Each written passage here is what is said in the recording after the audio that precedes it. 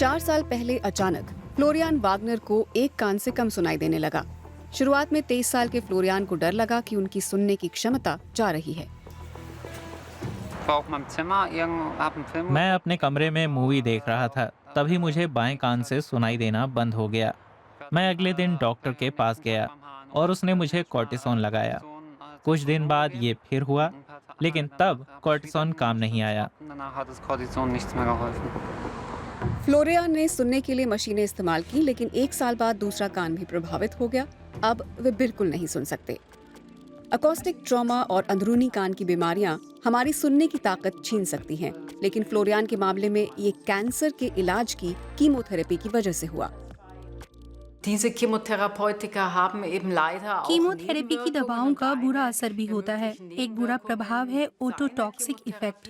Chemotherapy अंदरूनी कान की कोशिकाओं, जिन्हें एच सेल्स भी कहा जाता है, उसे नुकसान पहुंचाती हैं। ये हमारे ऑडिटरी कोकलिया में होती है। इनके मेटाबॉलिज्म में फर्क पड़ने पर ये कोशिकाएं धीरे धीरे मर जाती हैं। फ्लोरियान के पास एक ही उपाय बचा था, कॉक्लियर हियरिंग इम्प्लांट। ये अब उनके सिर के दोनों तरफ मजबूती से बंधे हुए हैं।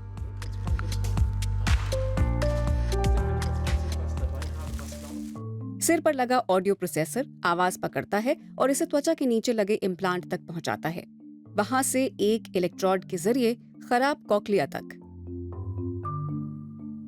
यहाँ आवाज इलेक्ट्रिकल इम्पल्स के रूप में ऑडिटरी नर्व और दिमाग तक पहुंचती है।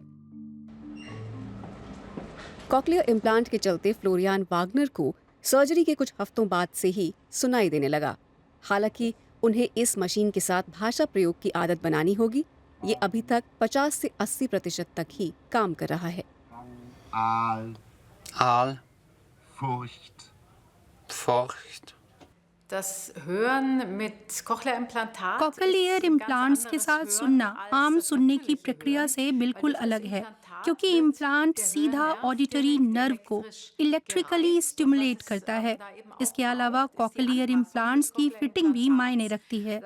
ये बहुत ज्यादा ऊंची नहीं होनी चाहिए, क्योंकि इससे प्रभावित व्यक्ति को परेशानी हो सकती है, और साथ ही इसे कम से कम इतना ऊंचा होना चाहिए कि ज्यादातर बोली बातें समझ आ सके।